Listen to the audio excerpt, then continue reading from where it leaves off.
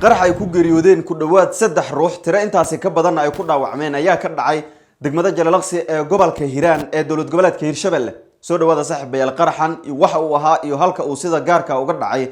iyo cidda lala abaabulay ama loo geystay ayaan halkan doonayaa inaan idin kugu soo gudbiyo haddii uu muuqaalka idin soo gaarana si share garay oo saaxiibadana la sii wadaaga waxaana Cumar Guux degmada Jalalaqsi ee gobolka Hiiraan ee dawlad goboleedka Hiirshabelle maqribnimadii caawa waxaa ka dhacay qarax xoogan oo qasaare kala duwan oo isugu jira dhimasho iyo dhaawac sababay geystay kaasi oo la tilmaamay in lala beegsaday ciidan ka tirsan kuwa dawladda federaalka Soomaaliya gaar ahaan kuwa maamulka Hiirshabelle ee ku sugan degmada Jalalaqsi ee gobolka Hiiraan halka uu sida gaarka ah qarax uga dhacay waxa la yiraahdaa qoraxsin waana bar la sheegay inay isugu yimaadaan ama bar control oo ciidan ka tirsan kuwa dawladda bar lagu hubiyo gaadiidka ay u taalo ama sida la tilmaamay dadka deegaankuna ay xaqiijiyeen inay ahayd meel ay ciidanku isugu yimaadaan mararka qaarna lagu qaylo misnaqaadka lagu cuno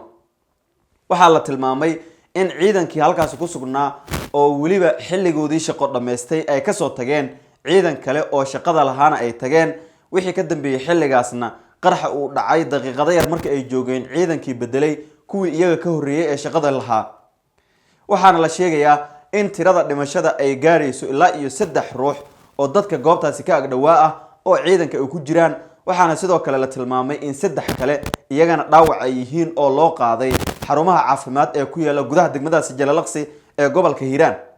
ugu horeen 2 ruux ayaa goobyaal noqotay oo goobta ku geeriyootay qaraxa sidoo kalena mid kale ayaa dhaawac culus u soo gaaray mar dambe oo loola cararay oo xarun caafimaad la geeyayna waa uu geeriyooday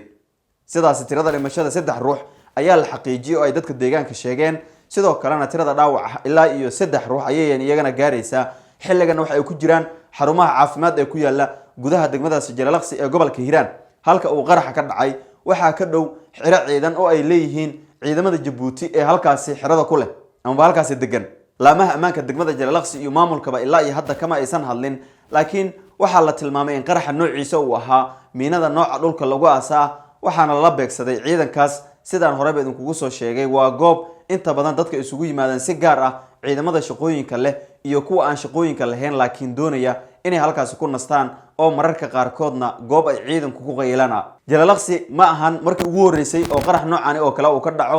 horaantii ama badambeedkii bishii ina weedaartay ee aynu soo dhaafnay waxa sidaas oo kale uga dhacay qarax isla goobta uu maanta ka dhacay iyuna ka dhacay waxaana la sheegay in qaraxaas wax khasaare ah oo dhimasho ah uusan geysan laakiin dhaawacyada ay ka soo gaareen loo qaaday xarumaha caafimaad ugu dambeyn ay bogsadeen xaaladda ayaa hadda ah mid degan iyadoona dhawaan madaxweynaha dawlad goboleedka Hiirshabelle Cali Cabdullaahi Xuseen Cali Guudlaabe uu halkaas ka soo laabtay